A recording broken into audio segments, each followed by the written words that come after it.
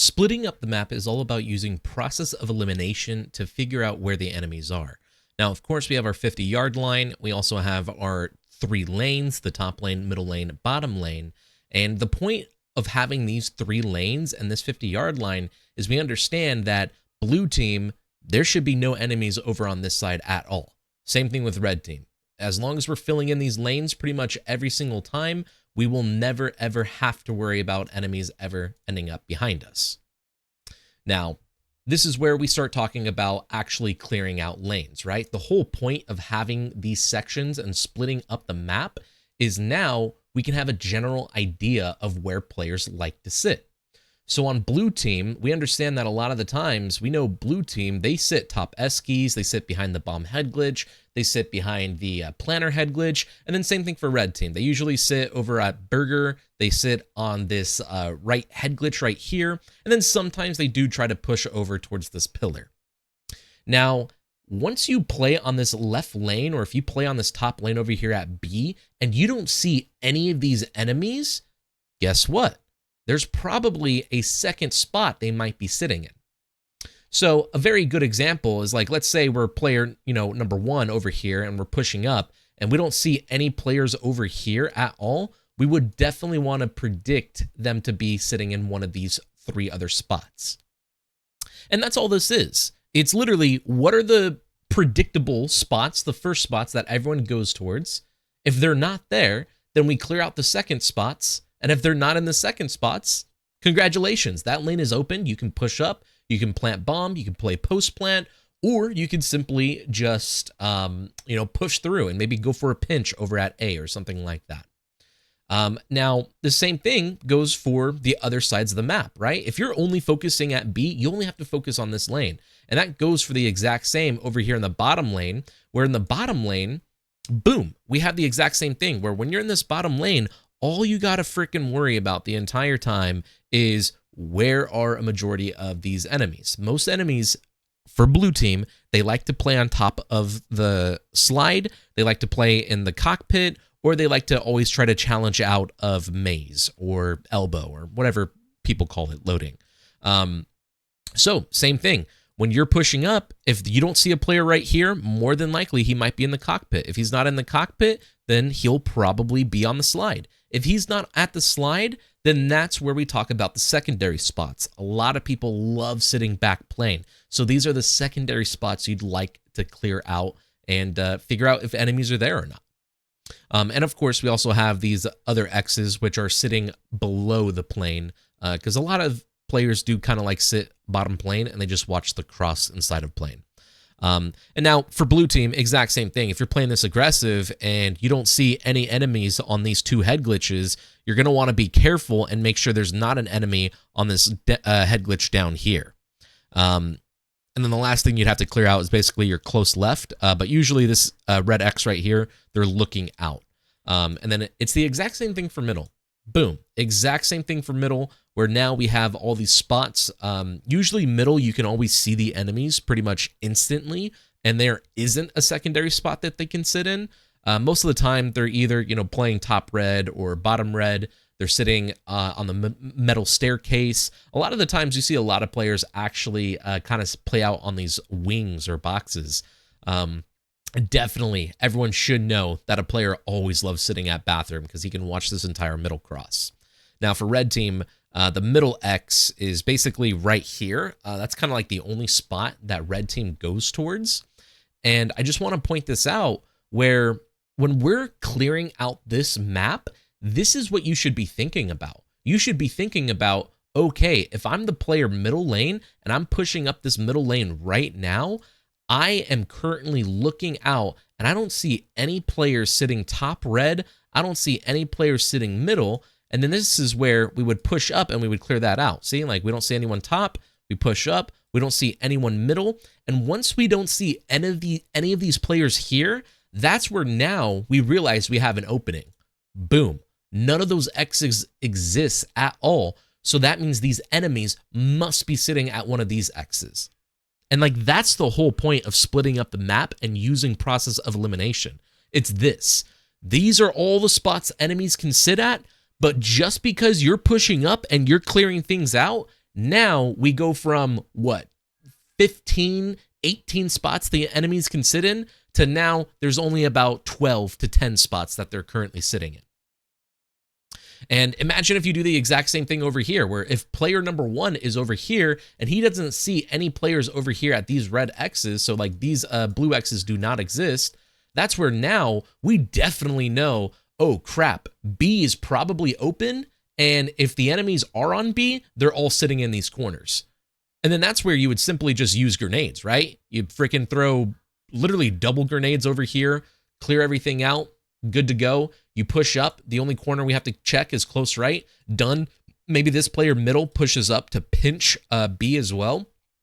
And at that point, once we have B fully controlled, we now know that these last enemies are probably all over here at plane, right? And of course, even when you jump up, you can look out in towards their base and see if anyone sits here. But I'm sure you guys would agree, playing Terminal S&D, rarely do you have people sit over here. If they are over here, usually they're playing on like top of the coffee shop, or maybe they're the back windows. So you guys can quickly see how just by splitting up the map, knowing the first spots where people like to sit, and then the second spots where people like to sit, you can use process of elimination to literally predict people and have people start calling you a hacker. Which, bringing us to the last and final part, let's say we're done planning B-bomb, you push up to top third, and right now, because we push up to top third, we literally cleared out all of this is cleared, all of this is cleared, and now your top middle, so you're looking over here at plane, all of this is cleared. And now we understand that these enemies, oh crap, these enemies must be over here at plane. And if you don't see anyone peek outside of plane, like if they're not showing their heads outside of the windows, guess what? All the enemies aren't there anymore. And these enemies are instead trying to go for a rotation or trying to go for a flank over here.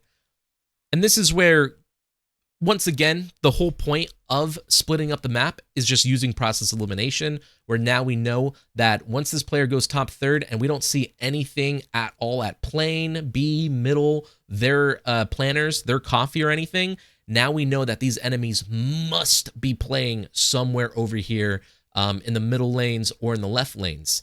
Now, here's the crazy part. Once we know that these enemies are playing over here in these areas, that's where we can predict them to start playing those exact same spots.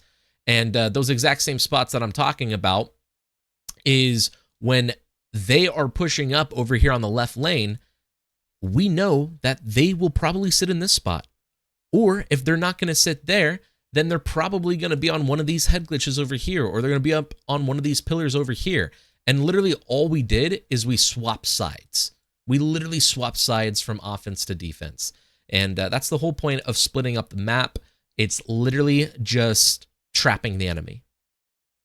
Clearing things out using process elimination. We also know patterns on where people like to sit, and we can just simply predict them. Now, I'd like to hop in a game and show you guys a few things in game real quick. Just because I know I have a lot of solo players, and for all my solo players, I want to tell you right now, if you're playing solo queue, one of the best things you guys can do on defense is push up and play this middle area right here.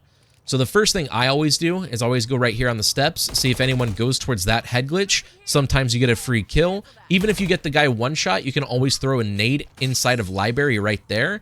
But most of the time, from this one spot, you can see if the enemies cross left to go inside a plane, and you can hold middle, and occasionally you can see if the enemies cross back and go towards the right side over here. So once again, in this one spot right here, I'm preventing these enemies from pushing up middle. I'm preventing these enemies from pushing up towards plane, or at least I'll know that they're there. And last but not least, if my teammates do need help at B, all I need to do is simply hop up, and now I have by far one of the greatest head glitches in the game to play for this B defense. So for solo queue, I'd highly recommend going to this spot a bunch, and that's mostly because we get to cut up the map and predict where all enemies are. Where even if you're in like a 1v1 scenario, if you're in a 2v1 scenario, whatever it may be, just by you being up here, you can literally sit here and be like, okay, let me see if I can see the enemy cross towards his back base. All right, I don't see anything crossing towards back base. I don't see anything crossing there. So right now, this enemy must either be trapped in this top left over here, or he's over here in the right lane. Right? And this is where, like, you can literally sit here for, like, a good, maybe a good 30 seconds. And if you don't see this enemy cross at all, then that means 100% he's going to be over here at B. And ideally, you get the timing, you kill the enemy. Now, a few other things about S&D is you can actually have routes and you can win the timings against enemies.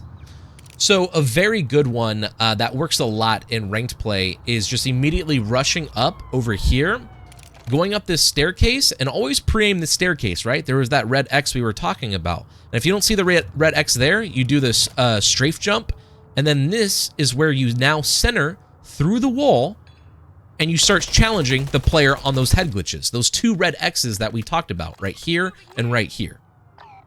And just by doing a instant fast play like that, you can already go up 2 kills and just win the round. And then the very next defense, we just go back to top third, and you can literally just go back and forth between doing those two things. Now, I must say this. I must say that if you guys are solo queue and no one is playing plane, you're going to have to play plane. And the reason why is because you just don't want to give up plane. And usually by sitting in this one corner right here, and you could just lay down and like wait, but usually just by crouching up and down, you can wait and see if the enemies are pushing in. And usually when you see the enemy pushing in, you can just hold them back. Your teammates would rotate and help you. Or sometimes you kind of get lucky and the enemies don't see you here and you get like a nice free 2-piece. Because like one enemy pushes in to plant the bomb, you get the kill, the other enemy's on that head glitch. So that's pretty much everything I would want to show you guys on defense for solo queue. Because most of it's just playing top here. Whenever you want to get aggressive, you could do the hop up. If no one's inside a plane, you would sit back plane.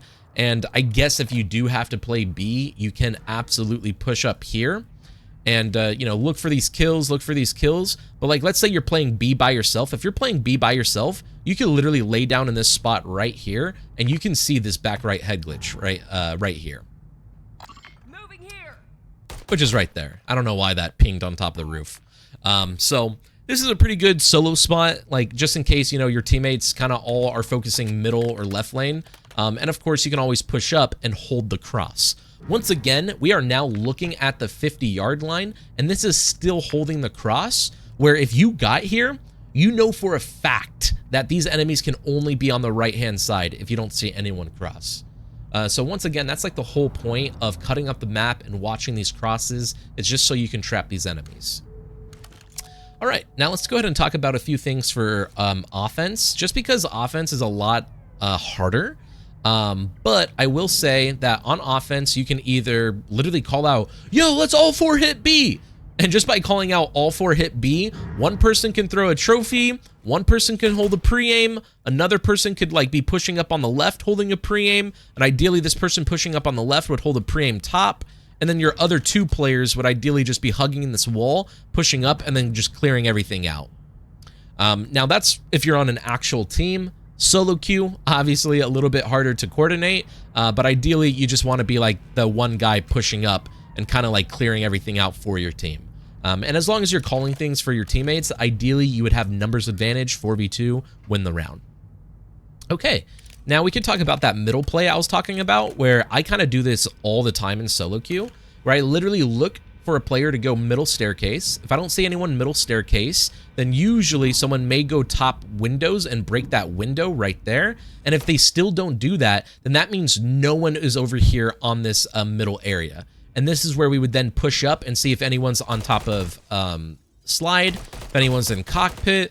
We could push up even further and look a little bit further down, like see if we could see anyone bottom at all. You don't get to see the entire bottom, but this is clearing out all of that middle map. And once we clear out all of this middle map, this is where you have a close left 1v1. and you're going to have to usually slide out and play for the kill right here. He's either going to be in one of these bathrooms, and if you get that kill, congratulations, you are out. You are past the 50-yard line, and now you're in a great spot to pinch the enemies, or at least just make the enemies tweak, and that's going to allow your teammates to hopefully win easier gunfights. But that's kind of like my textbook thing that I always do. A few other things I do is, like, you could always throw a smoke grenade, and kind of instead of clearing everything out, your smoke grenade would just pop this entire area, and you would just kind of just run out. And when you run out of the smoke, that's where you can either flank plane or you can flank eskies. It is going to be a repetitions thing. Like, you guys are going to have to get, you know, comfortable with throwing a smoke grenade and doing that play. But I would say those are like the best things on offense. I almost never go right lane just because the gunfight is usually pretty black and white.